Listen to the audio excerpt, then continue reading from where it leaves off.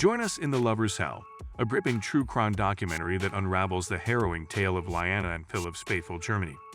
The young couple's quest for love took a nightmarish turn in the desolate woods of Iguazu. Brace yourself for a chilling story of betrayal, torture, and a shocking lack of justice. The Lover's Hell, where a romantic getaway turned into a haunting tragedy. Coming soon, don't miss this bone-chilling exploration into a dark and twisted reality. Brazil was rocked by this well-known incident in 2003, and the world press covered it extensively. Hundreds of law enforcement officers, rescuers, and volunteers from the public interested in the story went in search of the young couple that vanished in the Iguazu province's woodlands. They'd hoped to discover them alive, but sadly, their dreams came true, and the young people's final days were a true nightmare. However, distraught relatives of the deceased faced even further torment when the primary criminal who had committed rape, torture, and savage murder was not prosecuted further. Liana Friedenbach and Philip Caffey found themselves in better circumstances than they had previously lived in. In May 1987, Lina Bay Friedenbach was born in Sao Paulo. The girl was the oldest of her parents' two children. She was raised in a wealthy and well-known household. Henry Friedenbach, the family patriarch, was a well-respected member of the community and a prosperous lawyer. Born in July 1984, Philip Silva Caffey was also a native of Sao Paulo. However, he came from a rather humble background in a large family, worked part-time, and made an effort to support his family and support himself. When two young individuals first met as schoolmates, their relationship developed into a mutual sympathy and their first young love, which they had to keep hidden at all costs. It's important to remember that Liana's parents were devout Christians. They were strict with their daughter. From a young age, she consistently attended church and Sunday school. Her parents vehemently opposed her having a love relationship at such a young age. Furthermore, socioeconomic inequality was a major factor in this case because, as I've already mentioned, the girl came from a wealthy family while her chosen family was impoverished. However, the young people were not compelled to part by their parents' objections. They just started planning dates in places where no one could see them, keeping their affair a secret. To spend some time together, if not more.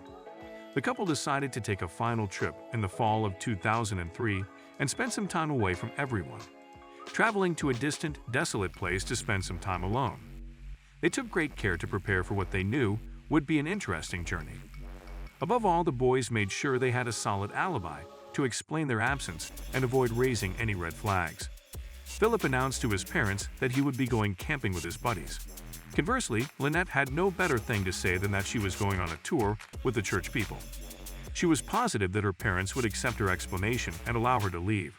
Without posing queries, the families of Friedenbach and Caffey trusted the narrative the youngsters made up, so they didn't worry about anything when their kids died. Lynette and Philip were utterly ecstatic. For an entire week, they could spend quality time together without worrying about their parents' disapproval or inhibitions. The youths decided to travel to the gorgeous province of Iguazu. They brought a tent, sleeping bags, a few personal items, and a limited supply of provisions. However, the couple's near-complete lack of money led to several issues. Since they were students and qualified for free public transit, the guys planned and routed their trip in advance so they could take the bus to their destination. The lovers gathered at the pre-arranged location early on October 31st, making sure that no one they knew could see them together. They boarded the first bus, and after arriving in a different city late at night, they passed the night in the bus terminal. Then they were transported there by two more vehicles. From there, they had a few kilometers of walking ahead of them to a secluded location deep within the forest, where they intended to set up the tent and spend a few days by themselves. Despite their weariness from the long flight, the young people were cheerful, joking, and making plans for their short vacation on a warm and sunny day. Upon arriving at the designated location on the map, they started preparing their simple yet comfortable camp and welcomed unexpected visitors. Lila and Philip failed to consider the reality that poverty reigns there, fostering a climate conducive to crime, when they journeyed to such a distant and isolated location. Therefore, it was noted when well-dressed young guys arrived, carrying big bags and backpacks. Slowly, the pair made their way through the woodland to the deserted farm where they intended to spend the night. Local bandits noticed them as they were fishing next to a pond. They were Roberto Alves Cardoso, also known as Chino, and Paulo Cesar de Silva Marquez, also known as Pernambuco. Despite just being 16 years old, the latter was already in charge of the group he founded. The crooks liked a pretty little girl, which is why they were drawn to strangers. Furthermore, they concluded that there was something valuable in their backpacks, and they could steal them. The robbers followed the guys with stealth and started to observe from the thickets. The couple put up a tent, had a snack, and then got to work making their parking lot seem nice. The intruders remained in their ambush position until they were certain that the young guys would not be joined by anybody else and that they were unarmed. Then, menacing Lynn and Philip, Pernambuco, and Chino attacked. The latter, terrified, did not even attempt to flee or defend themselves against the unidentified attackers. After going through all the bags and backpacks, the thieves were unable to find anything of interest. The robbers then determined that they could hold their relatives ransom for both the girl and the boy. Lennon was frightened beyond belief, assured them right once that she was from a wealthy family and that her father would give them as much money as they asked for. This event eased the thieves, but since they had been in similar situations before, they were unprepared to handle the required arrangements to keep the money and ultimately make their getaway. Detainees as the scheme developed and the bandits attempted to determine who they could demand for their lives and how much they had in their hands. They chose to conceal the detainees to prevent their escape. They were first brought to an abandoned building close to the farm where the boys were lodging. However, there were no doors or windows. It was quickly determined to take the two to one of the gang members' homes. To prevent Philip from fleeing and to prevent him from resisting, he was bound and severely beaten there. That same evening, each member of the gang took turns abusing the confined and defenseless girl, ultimately shattering her morals. The crooks just decided to get rid of the captives and dump their remains someplace in the woods so that they would never be discovered, because they were unable to figure out how to demand and collect the ransom. The gods were taken to a desolate location in the woods the following day after being tortured.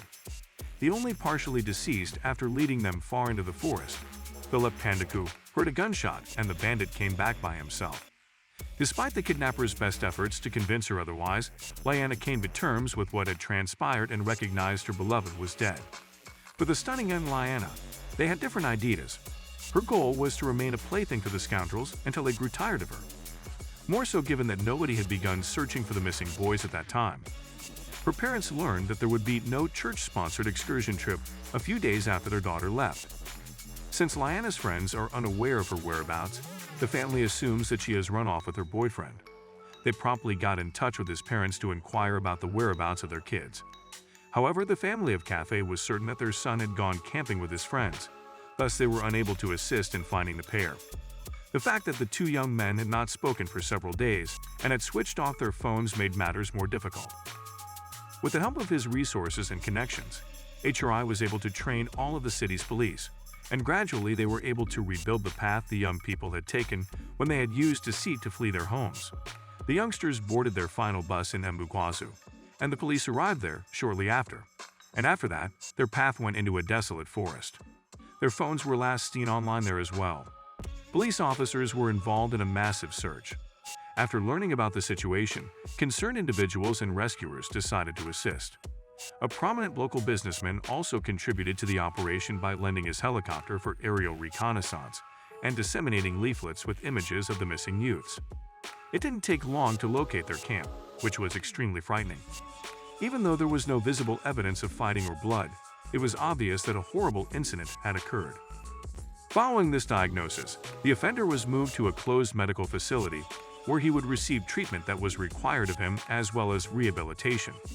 There was never any more punishment that he received. Despite the relatives of the young men who were killed filing many appeals, Chino eventually found himself in a better situation than he had before the crime. He now had a quiet, pleasant room with a big TV, internet access, and an orthopedic mattress.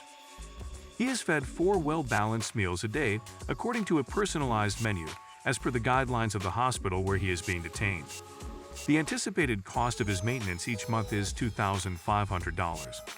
The offender has been requesting his release frequently in recent years, saying that he has completed his term of therapy, is no longer a menace to others, and may resume his regular life. This tale is horrifying. As we conclude this chilling journey into the lover's hell, subscribe now for more riveting true crime documentaries.